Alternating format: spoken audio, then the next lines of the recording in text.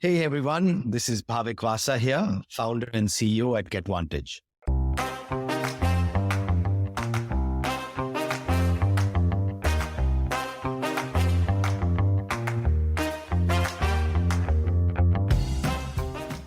If you are listening to this podcast, then you would surely have seen the Shark Tank India episodes in which hopeful startup founders pitch to a panel of sharks on camera for funding. I bet you would not know the statistics about the show. Every third deal offered by the sharks is a debt deal, which means that they offer to lend money to the founder instead of investing in the startup. While many people on LinkedIn criticize the show for this and call them loan sharks, but the truth is that debt can be a powerful way to grow your startup and build more long-term wealth for yourself. In this episode of the Founder Thesis Podcast, your host Akshay Dutt decodes all things debt funding with Bhavik Vasa, the founder of GetVantage. GetVantage is in the business of giving debt to startups, thereby providing a service that most banks are not equipped or willing to offer. Stay tuned for the conversation and subscribe to the Founder Thesis Podcast on any audio streaming platform to master fundraising for your startup.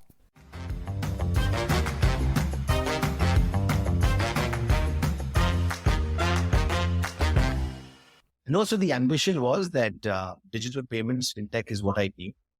Started meeting as many venture capitalists, as many angel investors, started pitching my fintech play that we wanted to build out in India.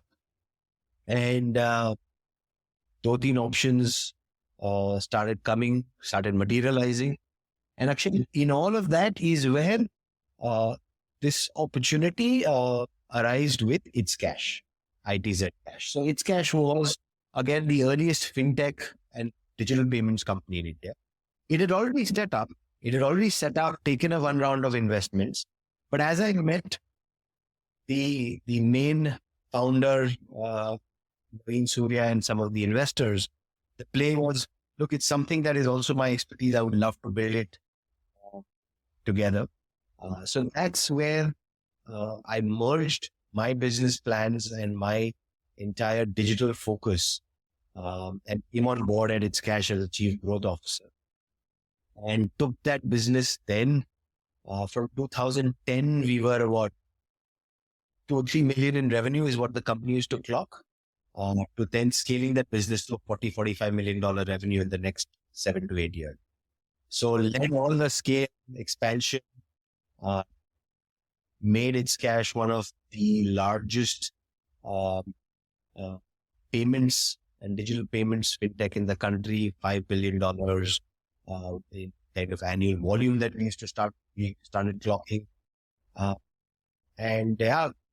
Scale that business and learned another thing that India mein you can't build a business or a startup in 2-3 years like you can in the Valley. India is a beast by itself. It takes a decade to build anything in India. So if I remember correctly, ItzCash was a way to, for people who don't have a digital payment instrument, like say a credit card, ItzCash was like a prepaid instrument. You could put money in your ItzCash wallet and then use it for online payment. Absolutely. ItzCash was the India answer of PayPal, to put it in the most simplest way, right?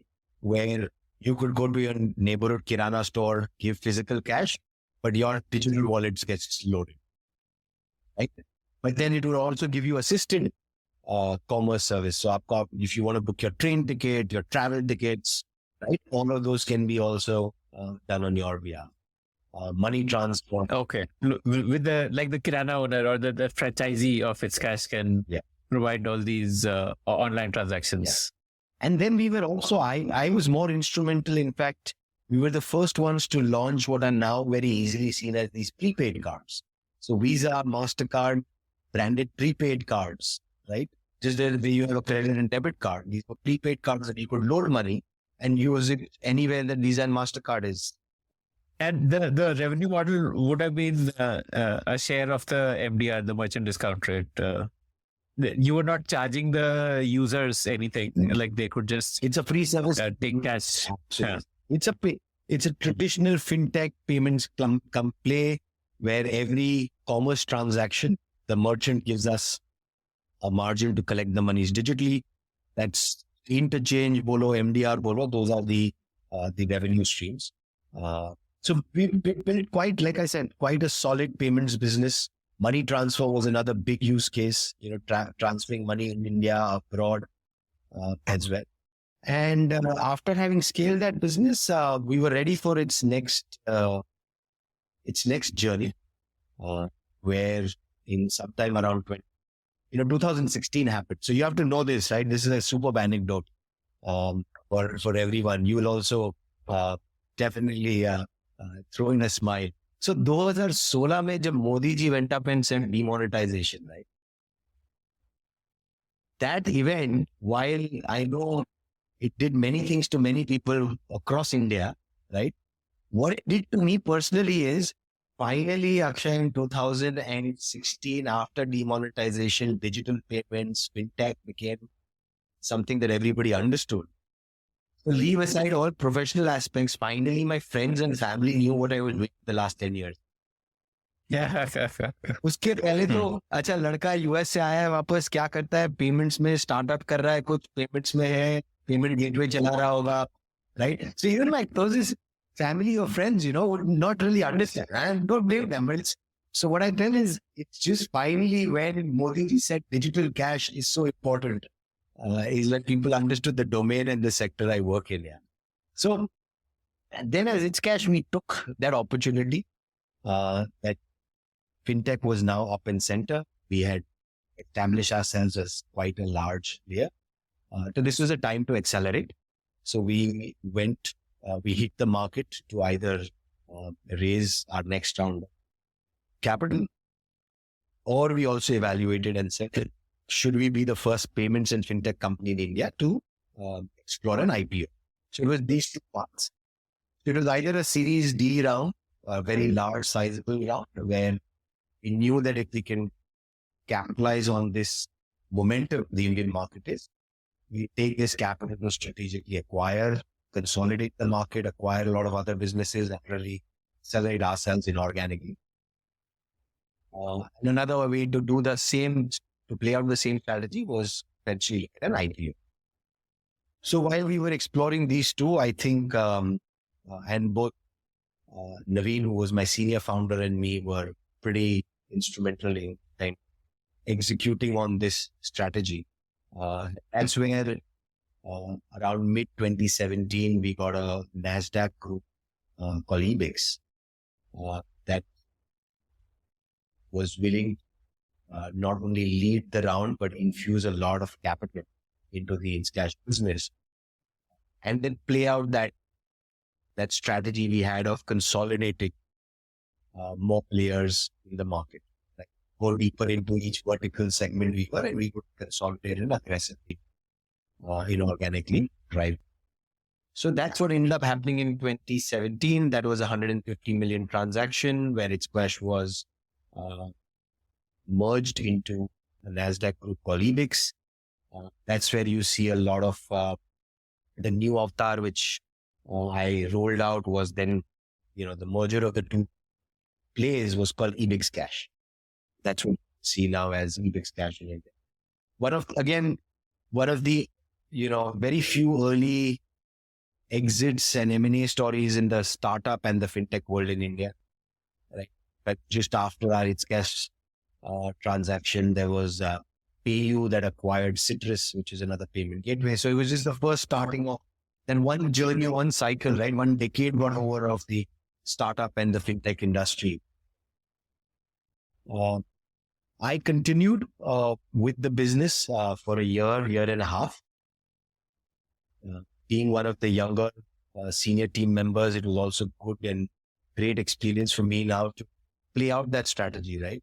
So sitting in and being a part of not only running all these consolidated businesses, the ItzCash umbrella, but also driving some of the acquisitions, the M&A that was going. So did about 10, 12 acquisitions in that year and a half. And what was the goal of these acquisitions? You wanted to do like a Paytm kind of a super app, like where you can book flights also, and you can pay your bills also. And correct. So we were already in a lot of those services. The idea is to go deeper, right? So in booking flights, we as ItzCash used to always book flights, but Buyer.com, which was another the third largest travel booking, acquired Wire.com, right? So now you're basically buying into a lot of that volume and aggressively laying that out. We wanted to get into newer spaces of money transfer, both domestic and international. We were getting into money exchange. So Centrum ka money exchange business. So now whenever you travel into India or out, you'll see at all the airports, ItzCash money exchange, right? Okay. Money is flowing. That was the game plan. So, while you were at ItzCash, you must have seen companies like Paytm, PhonePe raising lots and lots of money and very hyper scaling with all the cashbacks and discounts and all of that. Like you guys didn't feel like that you would lose the race. So every business or every technology has, and I've learned this the little patient way, right? What is known as incumbent today and a challenger today, the challenger becomes incumbent very soon, right? So through that journey, yes, did learn a lot of things about how it requires also patience and the right business fundamentals to grow. One of the things, and this is my global experience that always played out, that payments of financial services has to be a very disciplined business. You can't buy your way by burning to scale. And if you asked me this question 3-4 years ago, you would not buy my answer. But now look back at the same names you mentioned. If the business model is not solved, I can't throw money and acquire customers because your customer acquisition cost cannot be larger than what you will ever make in the lifetime. Discipline and fundamentals in financial services are very important. It's not like e-commerce business. See, what happens is the way e-commerce scale, you can't scale every startup the same way. The sector, the business model, the basic fundamentals have to be. Even when the Paytms or the PhonePes or some of the other players were now the challengers. See, we were the challengers to the banks initially. You had newer players with newer technology. And yes, I think the mobile really disseminated a lot of the various layers of friction points that were. But actually to answer your question, two things happened. We never defocused from our core that build a strong, sturdy business with good fundamentals. And so ItzCash at its exit, we were already profitable in a world or in a play of payments. To be profitable as a business, you'll always get value. On the flip side, I actually was at the front end of all growth and marketing. See, the only difference was how much you spend on marketing. How much would you spend on customer acquisition, right? If you could burn a little more there. And at that time, you'd remember there used to be these models, Times of India Group used to run brand capital and all where they used to. Yeah. They would take equity. Yeah. तो वो भी 2-3 term sheets लेके आया मैं. I was very clear कि चलो वो कर लेते हैं, let's take money like that. But could never take it to my board of directors, honestly, because giving away equity for a barter deal where there is just ad space in return, not real money, right? So I saw that those models had some flaw. Banks had a challenge of understanding our business to give us debt while we were high growth, high revenue generating businesses, but banks could never underwrite. So bank debt was always, bank would ask us for collateral. यार एक tech business चला रहे हो, मेरे पास factory या जमीन है that I'll give you collateral. So it's literally those pains as an operator, founder, that I realized that as India is going to have more and more ItzCashes of the future, more and more digital first businesses that are asset light. All they need money is this booster capital, this growth capital from time to time, this short-term debt. And if we can do that with a complete new flavor of tech and data and performance of that business, right? So the birth of GetVantage really came from that serious own personal founders, operators challenge कि यार season time में थोड़ा ज़्यादा marketing में spend करना है. I needed a booster capital to compete with a competitor, right? I needed to increase some customer acquisition. Where do I get short-term, quick access to capital for that? Okay. So, when did you formally start working on GetVantage? Tell me that 0 to 1 journey of GetVantage. So before GetVantage was the exit of ItzCash, where after spending a year and a half, I say this, that all founders are operators are on a treadmill. Finally, I was happy the group allowed me to step out on the 1st of August to all my professional duties. So 1st of August, Of August, which year? 2018. 1st of August, I stepped out, and 4th of August, I had my firstborn in my head. It was well timed. So, no, it was well timed. I knew that I wanted to be extremely hands-on with my first child. That was a perfect way to step out, take a sabbatical. So the next 6-8 months to a year, Akshay, was only being a hands-on dad. And, I say this, I've built startups. This was the most important creation. I had to be hands-on. Right. So life gave me that opportunity. I think I look back and say, timing-wise, everything fit out, where I was able to literally be hands-on with my baby girl. She's now 4 years old. So everything, I look at my life pre her birth and then post hers, right? So the entire journey through a Bombay boy, through Silicon Valley, back to India, building ItzCash was pre-Eva. And then literally post Eva is this journey where after taking 6-8 months with her is when we started, and slowly end of 2019 is when we started putting together the first core team for GetVantage and started building on complete stealth mode, but started building out the tech and the platform first. Fintech hai, tech banana hai. First, make sure we get the basic railroads of our tech and platform in place. So 2019 end is when we started work on the. So, was there did you have some comparable models that you had seen in US, for example, of companies doing this that you thought, yes, we can, that's the playbook that we can build in India? And what was the playbook that you had in mind that you wanted to build? So very, when brainstorming had to happen, right? What next to do, right? It was not that one fine day we woke up and said GetVantage there, right? You go through the whole whiteboarding session, put 10 different ideas, spaces that you go into. One thing was clear, that I understand the fintech domain and I'm an operator. There also came about some opportunities to try and become an investor, right? VC funds, once a founder is taken exit, VC funds or the investor role is also something that becomes very empty. But I think I had the operator in me. One thing was clear, okay, let's build something new and interesting for the next decade. And when we started putting out a lot of different opportunities and kind of in any entrance exam, when it's multiple choice question, right? You don't know the answer, but you eliminate the ones you are confident are not the answers, right? So it's a process by elimination that you come. And the platform idea, right? In one word, what is GetVantage?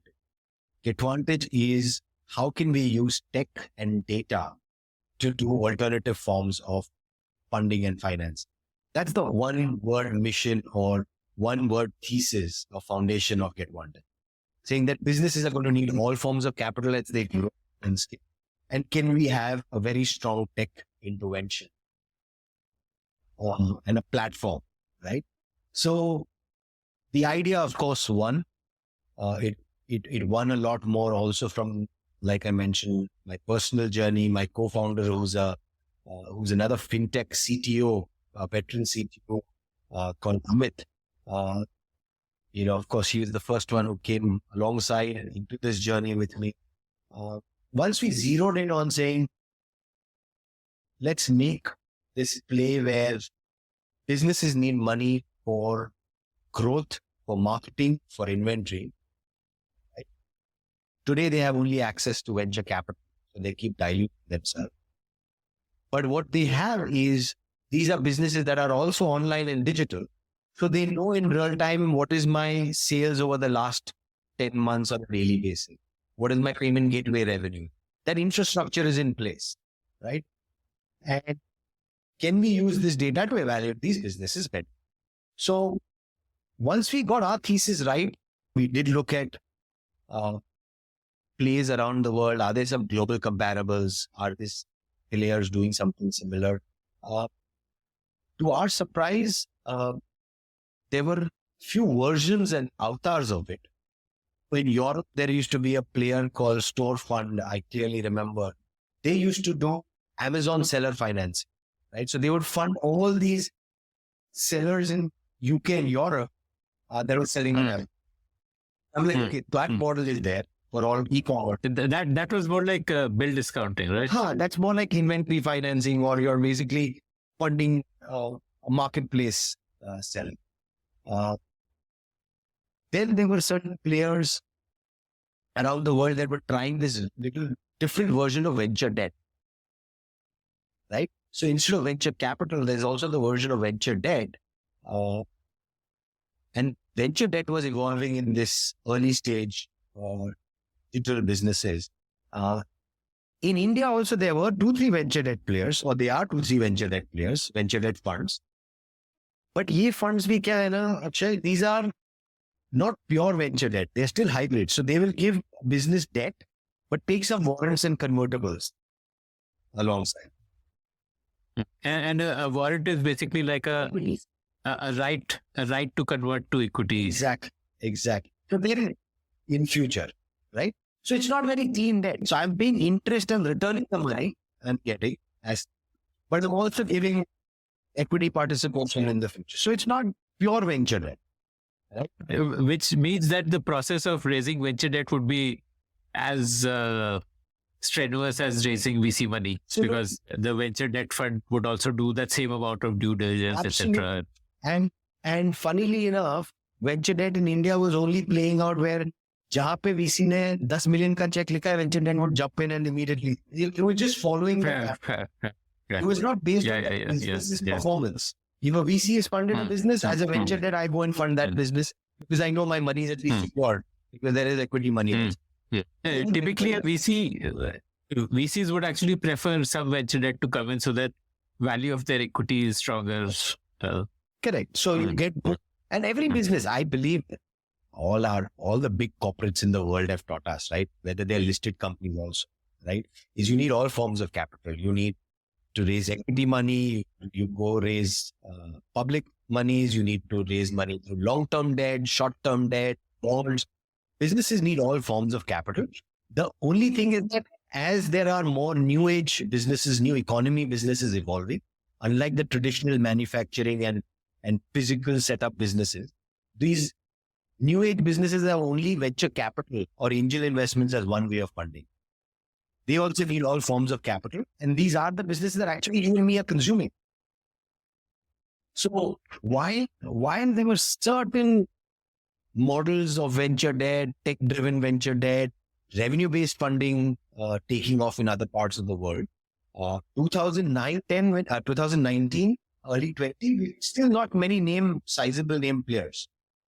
But that's when we actually launched or made our first announcement. We came out of stealth mode in February of 2020. That's when the first time the media wrote about what Bhavik is doing next and how we were looking at positioning ourselves as new avenues for business to raise capital or funding.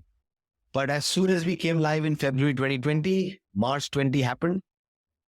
And okay. We all know how the world went upside down. What did you build? You must have built a tech stack, right? Because you said the way to give money to a new age digital business is to use digital data for underwriting. Like you have access to a lot of data about the payment gateway, transactions, and so on and so forth. So what did you build as a way to do your underwriting? You must have built that by the time you launched, right? Yeah, absolutely. So the first effort went in building the tech stack and the platform. देखो कुछ नया कर रहे हो तो you have to build the platform ground. There were a lot of shortcuts, ready platforms for lending that could be modified and built on top of, but that was not the IP or the direction. So that's where the first 2-3 months post the brainstorming, literally, and I give more credit to my co-founder Amit for doing that, where he fought with me for 2 months saying, we are building this completely in-house and controlling the entire stack. I don't want to use any third-party modules and build on top of it because because what we're creating as value is on data that flows through our system, and don't want that data to ever go to any other platform, right? So yes, you're right. We built our strongest strength is even before we touched any external capital. We bootstrapped it, completely funded it ourselves, and put together a platform that is a completely API-driven platform. So to your question, Akshay, what is this, right? So APIs are nothing, but we had pre-create pipes into all other digital platforms out there. So think of yourself. You are a small business, a small brand. Today, you will use 2 or 3 payment gateways. In India, you would use Razorpay, Cash Free PayU, if you're aware of some of these names, for digital payments. If you are a small store, you would launch on Shopify. So you'll use Shopify as your store launch. You might be selling on Amazon or Flipkart in the marketplace. You might be using a logistic. All of these are digital stacks. We did the plumbing of building pipes into all the payment gateways, into Google and Facebook, so that when a business comes and applies, through just a few clicks, they are able to connect all these platforms. So now I can actually pull data from source. I am not dependent on an Excel sheet or an MIS that the business submits to me. Once he applies with me through his payment gateways, I know his last 12 months, what his daily revenues are, what his monthly revenues are, what is the seasonality of the business. Live data, unfiltered data from source is what the moat in this whole business is, right? So building these basic pipes and this piping infrastructure, these complete API stacks, that's the value of the GetVantage plan. So we have a complete homegrown stack from a deal origination system, deal management system, deal collections, credit engine. This is the entire platform that we built out. And even before we did a first deal, first transaction, it was all done on the platform, right? Because that was the ultimate, eccentricity or absurdity we wanted to go out with, right? Which was saying that, we have the venture capital in the private equity world over the last 40 years around the world investing in all companies and investing in tech, right? But the funds themselves have not gone any tech. It's still giving you Excel sheets. It's still a partner taking a call on your business based on guts, on pitch meetings, IC meetings, right? There's so much human bias involved. If the funding industry is funding businesses for tech and scale, the funding industry needs to have a tech answer to it. So that's that ambitious outing we started with, saying we build that. So yes, that was built. So your product was basically where somebody could come in, fill out a KYC form to apply for a loan, and then you would ask them to connect their payment gateway and marketplaces and Shopify, etc., so that you can look at their revenue trends and basis those revenue trends. Would you also ask them for bank statements and stuff like that? We take everything, all the basic things for any venture debt or debt facility are a cost, right? So bank statements, IT returns.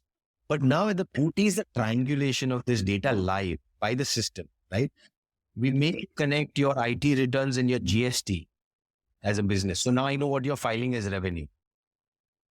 Is there a way to we make you connect with GST portal? Like absolutely. Okay. Absolutely. Okay. So you connect GST, you take bank statements, and you connect your payment gateways, and you connect Google, Facebook.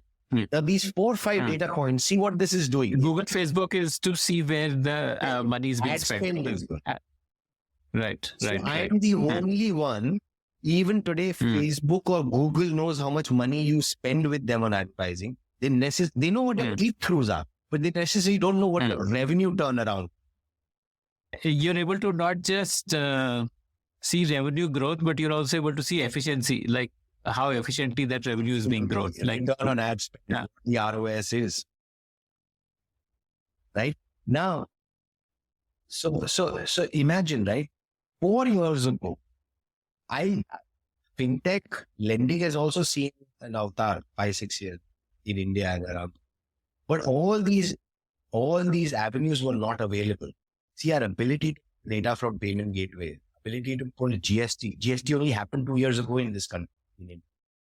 Timing of it all, right?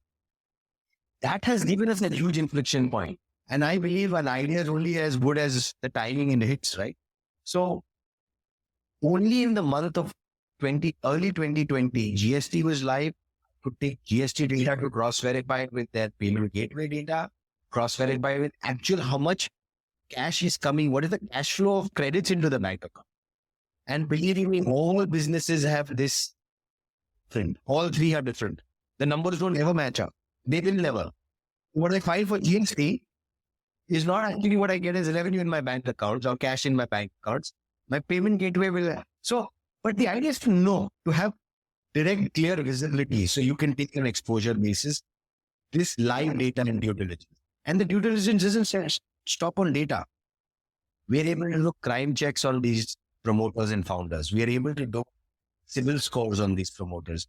We're able to pull if there is any company's history of defaults or legal lawsuits against them. The report we are churning out, even our partners or friends and venture capital funds are saying your due diligence is like a legal and fin due diligence that was being done by the humans, right? Months and months. Here in 7 days, my engine is able to connect in data from live sources and pull all and give one report, which is untampered, unhuman biased, and system driven. How do you do the credit scoring? Like, you must have some way of scoring a business. So what is the way that you think about that? Like, because I don't know how credit scoring happens, so for an outsider, just help me understand. Like, do you see that revenue should be greater than expenses? Revenue should be growing at X percentage? Like, what is the way in which the scoring happens? Yeah. So very basic, high level structure I'll share with you, which is that every business or every financing player has a credit policy, right? And what we call at GetVantage is that every business that applies with us gets a trust score. We call it a trust score because we don't think that any business needs to be rejected ever. It's just probably not the right time right now, right? And the trust score defines how much exposure that can be taken in terms of quantum, right? Now, what is this trust score? This trust score is a byproduct of qualitative and quantitative aspects. 70 to 75% of it is all quantitative, so by numbers and real data.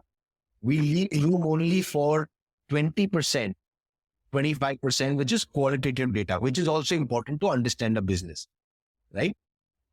The quantitative is, like you rightly said, broken into 4 parts. What are the company's financials? What is its revenue patterns? We believe that businesses today are so dynamic. Gone are the days when I can view a business's last 2 years balance sheets or IT returns to judge the health of the business. Every quarter is changing, right? So we look at those parameters like revenue trends, spending trends, what's the efficiency. So the engine is based. Just also tell me the correlations, like what revenue trend will correlate with higher trust score?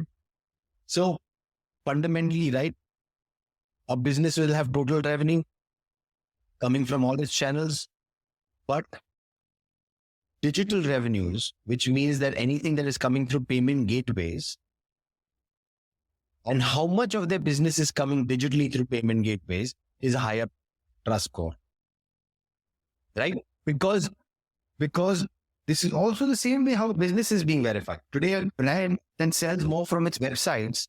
Its margins are better. He's getting his money prepaid, so he gets his money the next day. When he sells it through a marketplace, he gets money after 60 days, 75 days. His inventory is stuck. He has to give margin to the marketplace, right? So What we're trying to say is that as much data of revenue, as much trends and predictability we are able to gauge through digital sources has a far higher weightage, right? For the traditionals. Then, of course, we check on the next very important parameter of the financials, which is the operating margin positive, right? So without going into too much technical jargon for the audience, it's really saying that we're not saying every business has to be profitable at EBITDA. Some businesses, high growth, they're meant to continue to keep growing first instead of worrying about profit, right? But as long as the unit economics of these businesses are in place, which means are they operating margin positive for every, $3 of revenue? Is the spend only $1? So is there margin? What we don't want is the business at operating margin level or a gross margin level is burning more than its revenue. Can't be spending what its revenue is, right? That's an Indian. What is the difference between operating margin and EBITDA?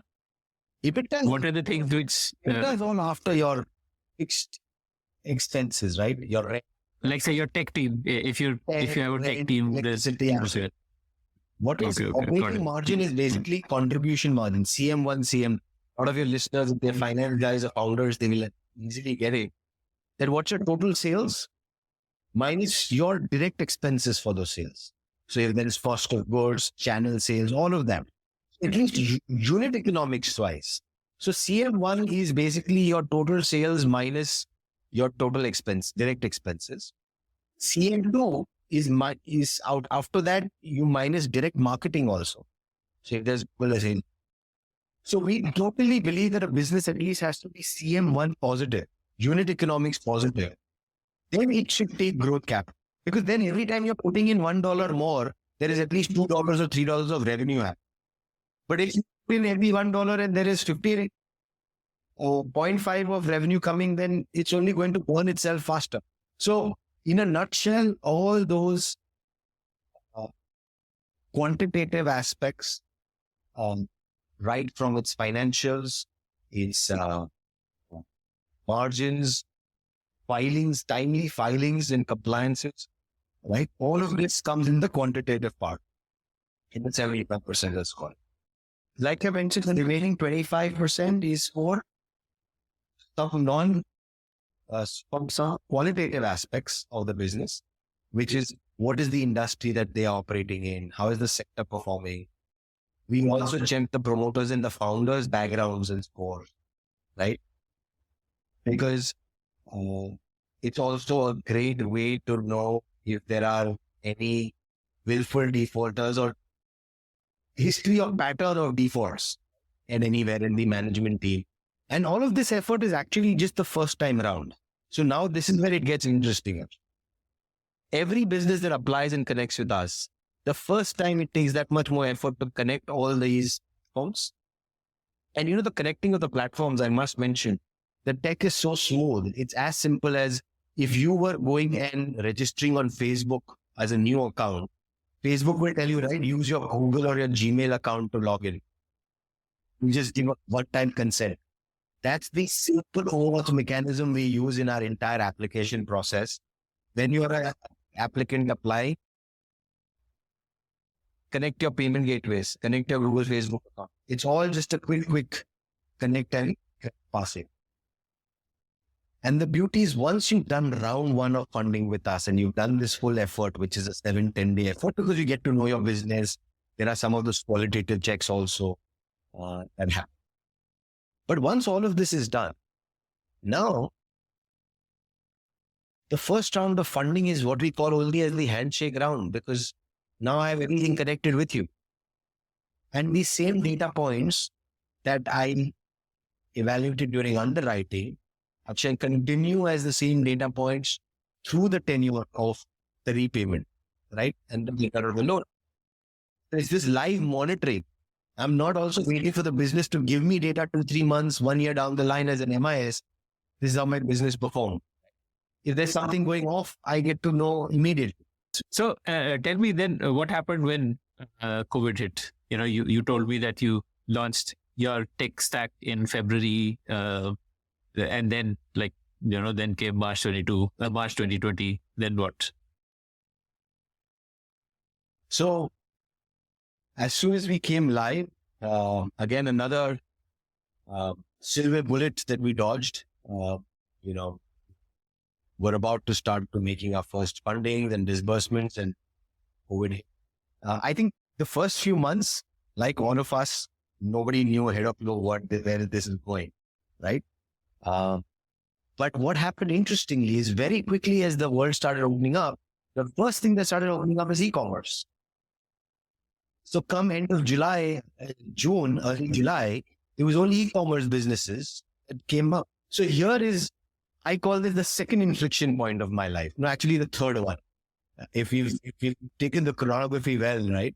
The third inflection point, because what's interesting is suddenly now every business is considered or has to be online and digital. It's not a good to have anymore. It's a must have. Because as consumers, we all started buying everything online, right? So our thesis that GetVantage will back as many and more digital business, not only product, even service, right? So whether you're buying cosmetics, apparels, whether you're buying your essentials like milk or bread, or whether you're buying services like media or your subscription driven in business, right? We said that all businesses small businesses in India are going to go that much more digital. And I think the COVID times only has accelerated that by, 5x, 6x at the minimum. So we came out completely action packed. So here is GetVantage set up, built as a COVID baby, a business that has come up in the COVID times. And we also find ourselves in the midst of a space or an industry that has accelerated in this time. D2C, direct to consumer, e-commerce has accelerated. B2B SaaS has accelerated, right? More and more emerging brands of India are coming to the foray. We are buying more local products than international products. So yeah, I mean, look, as a founder, I could not have been happier through all the hardships. Look, it's tough building a business by itself, and building it in the COVID times, it's even worse. But at least, we find ourselves at the right place at the right time. That the next decade, I truly believe, gone are the days, we're not buying only Nike and Reebok shoes. We're buying local brands in shoes. We're buying local brands in our food. We're buying local brands in cosmetics. So I think this decade ahead is going to be about India has always been a small business economy, right? And this kind of circles my journey, right? I come from a family of small business. India has always been a small business economy. The only thing is that now this decade is going to be emerging small businesses of India that are going to be that much more digital and that much more a brand, local brand by themselves. This is going to fuel the consumption story of India. And hence, this is going to be the highest growth sectors. Any sector that is the fastest growing is going to need that much and all forms of capital. So that's where we find ourselves, just well positioned. But how did you disperse funds? Where did you get the money from? Like, were you taking, did you have NBFC partnerships or were you co-lending? Or, we have our NBFCs, we have sister NBFCs, we work with the largest institutions. Actually, the aim is to make a platform play. So what Amazon did to the e-commerce world and what Uber and Ola did to the mobility world, right? You are a platform, bring on demand with far more convenient and a tech intervention play. When you bring demand and the consumers in, on the other hand, you stitch up with various sources of supply. You don't own any of the sides of Got it. So you're not lending from your own books. This is a marketplace. Basically, you are matching seekers of unlike marketplaces. Though, see, traditional marketplaces in lending used to do what? Take a file from three players. Take a file from a borrower and expose it to three banks at the back end and see the bank picks it. This is slightly different. So I call that as like the version 1.0 of a Meru or something. Here, this is purely an Uber or Ola because what I'm doing is I have a complete filtration process. I decide whether we are funding this business, what price, what underwriting, what check and balance. The only thing is I have further stitched up tons of large institutions, wholesale lenders, NBFCs, AIF debt funds. They basically opened up a large pool of supply for me. They don't want to take individual bets. It's too small for them to do individual bets. But the lending or the funding is from their balance sheet. I am the one who is the face for the brand borrower. It's complete experience, which is GetVantage. When you get a parcel on Amazon at home, right? For you, everything was Amazon. It's just that on the invoice, you see a different seller name. See, so like a lender would typically not go on a case-to-case basis, but they would give you like a allocate a sum of money, like say $1 million from a certain NBFC, and that $1 million you will deploy at, and you will take the call on which companies to deploy to, what rate of interest, and so on. But at the back end, yeah, but you would have some criteria with the lenders. There are some institutions like larger ticket sizes, some like smaller. So we've configured all of this. The beauty is it's exactly when you want to book a taxi, right? You say from A to B.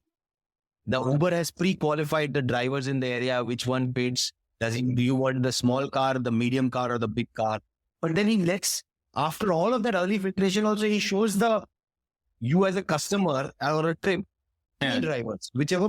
Yeah. Okay. Same thing here. So, what is your monetization in this? Like, let's say somebody gets a loan at say 18% or 20%, something like that. I'm guessing the range would be 18 to 24, right?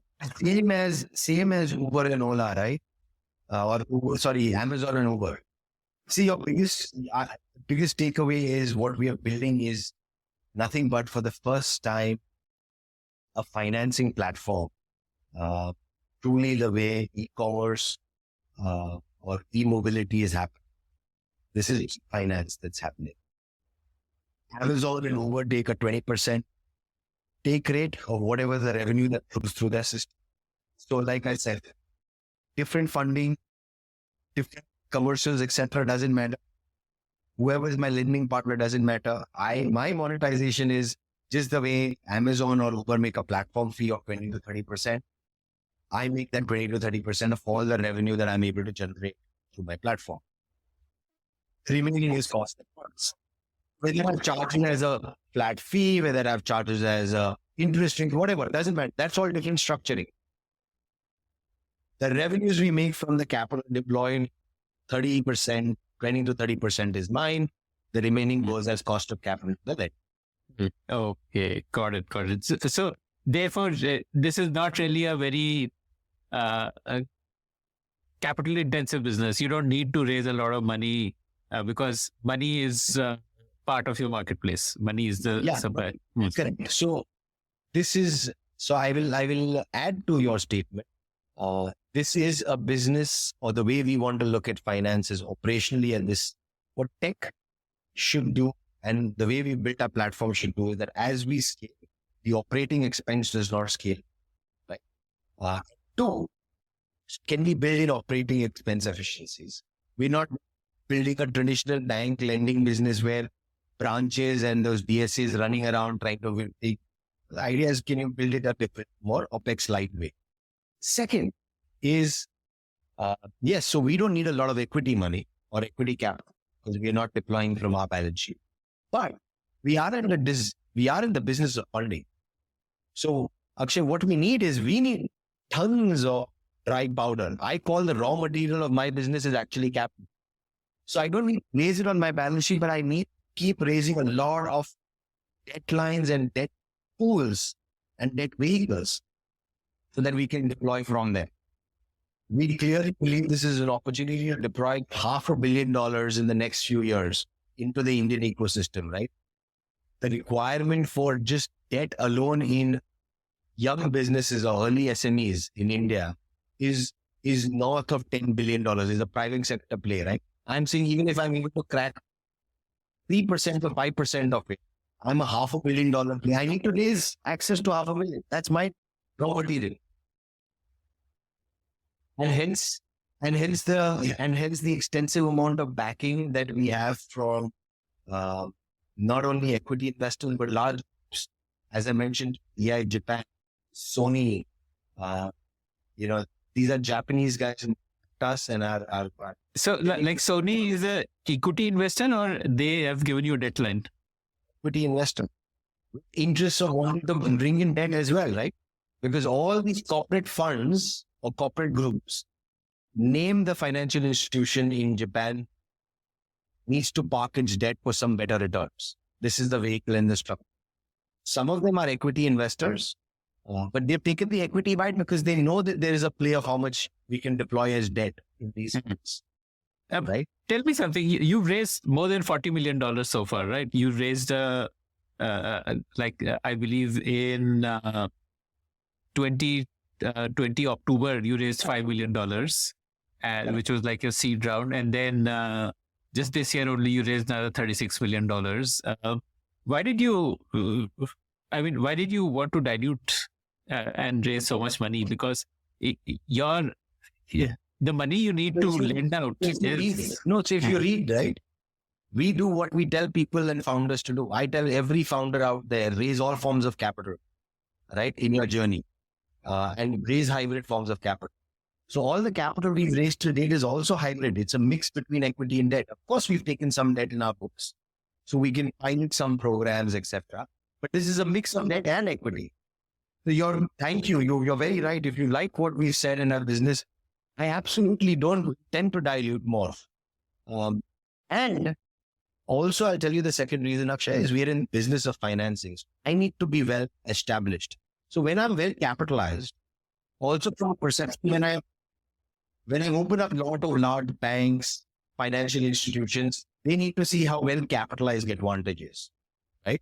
So some amount of that are expenses, if you ask me, a lot of capital in going into building the right tech. And yeah, besides tech investments or platform investments and employee costs, we don't have any other costs. So we're not burning money, but we will keep raising money because any institution that's in the game of financing, right, the more well capitalized I am, the more access I'm able to debt partners, and I'm able to also then cost of capital. Okay. So tell me about collections. Who's responsible for collections? Oh, we are. Like I said, when you don't like something on Amazon or Uber, you complain to Amazon and Uber. So the same way, the entire user journey is also GetVantage's. Yes, we are absolutely responsible for ensuring the collections also will be done. That's why with all our lending partners, we are technology service provider, which is doing not only the sourcing, underwriting, but even collection. And that collections, Akshay, is, thank you for asking the question, because that's the bloody holy grail of any financing business. Yeah. It's easier to give money than to take it back. It's easy to disburse money. So it's actually difficult to get the capital back.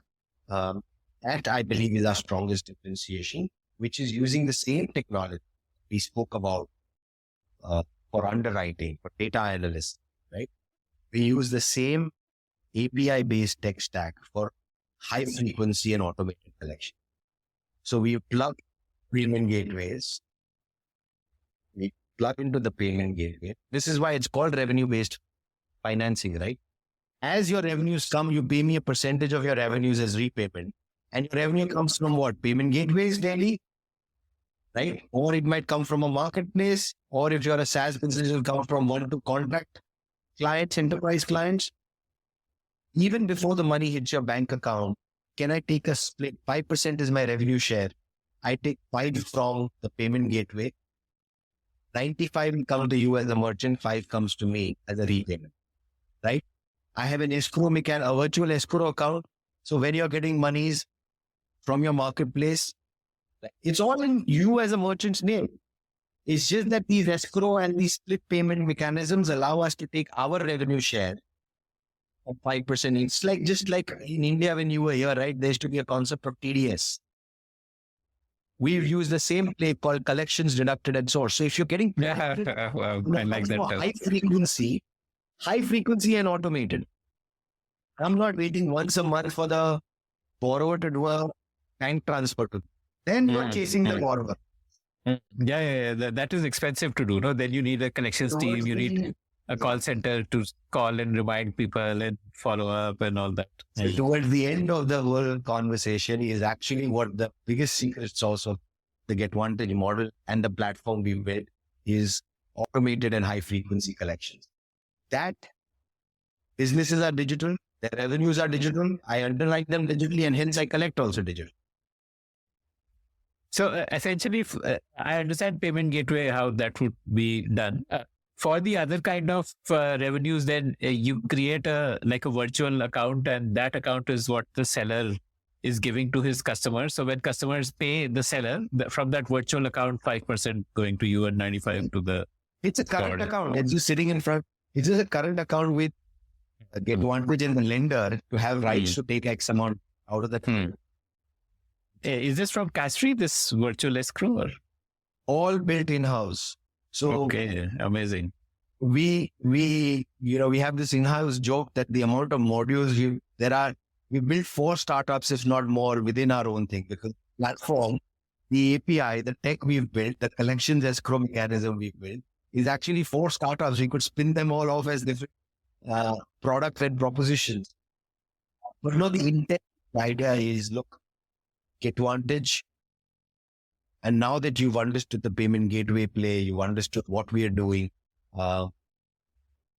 the signing off aspiration is GetVantage wants to not only be India's, but the world's capital gateway. We know what a payment gateway does. Connects a merchant and a consumer to make payment happen. Here, what I'm connecting an institution with a brand to get it in forms of capital, right? Today, we do one form of debt capital. There are so many different structures of debt financing. There are so many different structures of quasi-equity or hybrid capital, where equity and debt can be. The play is, can this all be run through a platform and a capital gateway? So supply on one side, demand on the other side.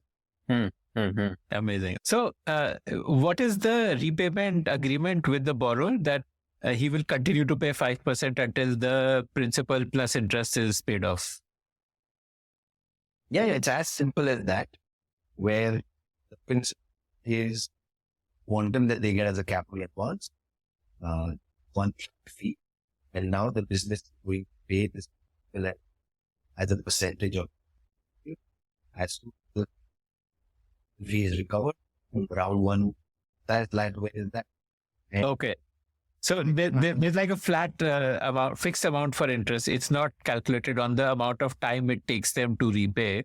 So therefore, it is very important for you to get that calculation right of your estimation, your prediction. You need to make a prediction that this guy will, this percentage will pay me back in 6 months. Because if that 6 months becomes 8 months, then you earn less money on that. Absolutely. And that's again the credit decision engine that I was briefly highlighting. But the beauty is that's where this is also a portfolio effect. So the reason we wanted to make sure that you have to be able to bring something that is new and something that is simple, right? People ask me, what are you all doing? Are you all disrupting something in the space? I said, no, we actually are simplifying venture finance. Because as a brand, put myself as a founder. All of this came from my own questions as a founder promoter. Today, when I'm borrowing 100 rupees and I know 5% is my flat fee, I know my cost on that 100 rupees is 5 rupees. My debt is fixed. Now I have to pay 105 back. Now, and I'm happy to pay back as my cash flow comes in. Right? As my money is coming in, I'm okay if you're taking a small trickle effect. Right? It is actually more challenging for founders, and I have faced this myself, where once a month you have to pay an EMI, and that's the time end of the month. You have to arrange money for rent, for paying, for your EMI. You can't. Business doesn't work that. You don't have a waterfall or a windfall of money on 29th or 30th of every month. But if you're taking a small 5,000 rupees every day from my revenues coming in, it doesn't pinch me any. And I know what my cost of capital is. It's fixed. It's not. So no fixed tenure, no fixed interest rate is what makes this actually a very, very simple and founder-friendly model. Yeah, it is extremely founder friendly. I agree with you there.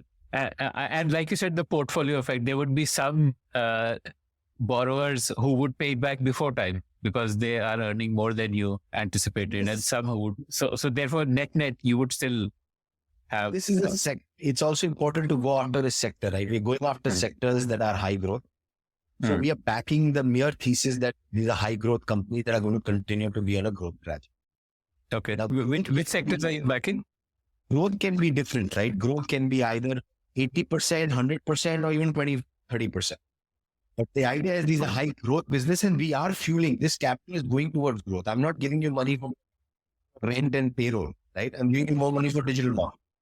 So we've been able to back businesses across 18 sectors and categories, which includes 8 to 9 different D2C sectors, right?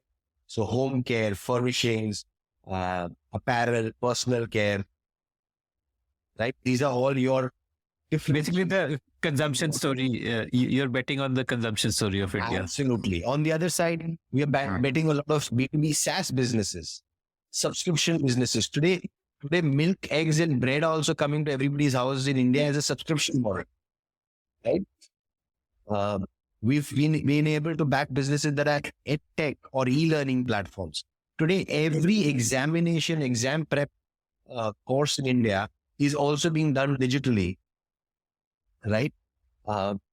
So no, I think you are absolutely right. We are going after sectors that are fueling the end consumer consumption story. That are my definition of direct to consumer. I call every business direct. Because wherever today I'm engaging with you, my consumer directly, I'm engaging to you, I'm marketing to you, I'm reaching you directly, and I'm receiving revenues from you directly, is direct to consumer, whether it's a product, service, or what. So tell me something. You said that 2020 was really the best time to start this business, in terms of a timing. And that is borne out by the fact that I think you would have maybe 10 to 20 other competitors who are also doing revenue-based financing. And I've interviewed 4 or 5 of them already. So what is it that is your secret sauce? You are like, there have been a lot of players who have come up in this space. So I'd be very happy if there were 10 to 20. I think there aren't 10 to 20, but yes, there have been a few that have entered, which is also flattering, Akshay, because it's always good to be the first player. And then if your model's clicked, you see more enter, right? I think India is, believe you me, I've been a fintech founder a long time. I think India is a large opportunity yet. None of us have even scratched the surface. And whenever you're doing something new, I actually find it a blessing in disguise that you have at least 2, 3 others. Because then time and effort, 2020, there was 0 competitors. Because even 1, 2 that you might have interviewed or not, they all actually started as a venture debt play for F&B and restaurants. Then they pivoted and they saw what we are doing was better. The other was a corporate credit card play. 2020, in fact, while it was the best time to start, the toughest thing was spreading awareness with them. Because you're doing tech-driven. You're doing revenue-based funding. Just explaining to people something new you're doing. Yeah, the education of the market is being done by all players. So now there is that awareness is being built. There's an understanding of the space. And like I said, you know what? What's the moat between a Flipkart, Amazon, Shopclues, or Snapdeal? You needed all 4 to kind of scale up. But I'll tell you, our moat is one that I like to really say. And this is not, I never talk. We are better than a competitor or better than a founder for this and that. I think our strengths are on 2 things, very strong. I personally believe that business is built out of a problem or a passion of a team is critical. There's a genuine mission. I have pivoted or copied a model and entered to doing this with. As I share with you through my journey, my own struggles as a founder operator, I realize, yaar, ye zarurat hai, right? So I think we say this at GetVantage, we don't have a mission, we have a passion. Our passion is to back 1,000, 10,000, 100,000 founders in small businesses that are out there. Help them capital, support, intelligence. That passion gets driven by us personally. That's where, very interestingly, in comparison to all other players doing this, and why my competition is not only RBF players. I to say bank is my competitor. Today I'm competing honestly with CFC Bank because they want to do this sector also. They take 3 months. That's a different thing. So the difference is we are founders, operators building a founder funding model, unlike any of my partners or any other competitors or associates or peers out there, right? Amit, myself, my entire senior team, we are all ex-founders and operators. We don't come from a venture capital or investment banking background, right? So when a founder speaks to us, when a founder connects with us, interconnect beyond just saying capital.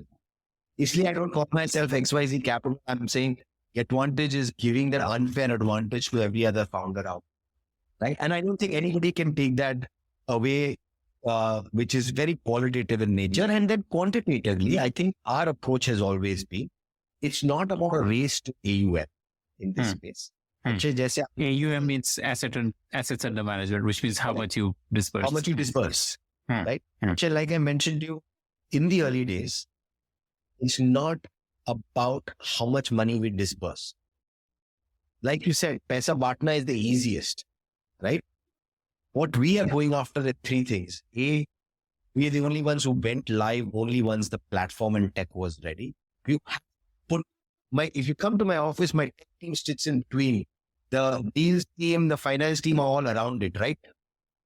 Platform and tech has to drive this play. This is not one more. There'll be a larger venture debt fund that will raise a lot more and deploy a lot more. Not competition. In fact, a lot of them are investors, us as GetVantage. Because what we're doing is, can we drive to build it efficiently? So the team, 45% of my team, even as we are growing every month, we at the base we are growing is we are hiring 1 new team member every day. That's the pace at which we're right now. Doubling every quarter in town, right? But even then, 45% of my team will always be tech and DevOps because we are fintech guys approaching this from a fintech lens, not from a fund manager or a investment banking lens. So I think being founders and being very tech and fintech focused founders will continue to drive and be our strengths that we will continue to play. And that brings us to the end of this conversation. I want to ask you for a favor now. Did you like listening to this show? I'd love to hear your feedback about it. Do you have your own startup ideas? I'd love to hear them. Do you have questions for any of the guests that you heard about in this show? I'd love to get your questions and pass them on to the guests. Write to me at ad@thepodium.in. That's ad@thepodium.in.